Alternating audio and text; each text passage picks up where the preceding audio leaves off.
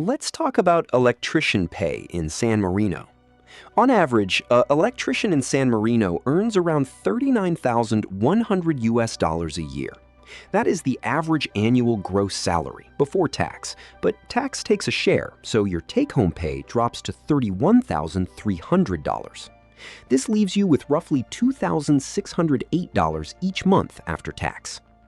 When starting out, your beginner electrician salary in San Marino is well below this average, though you will see electrician wages go up fast as you learn the trade. Pay often stays at the same level after a few years, unless you move up. On top of that, having a university degree makes a big difference because it helps you step into higher roles like an electrical engineer or a project manager.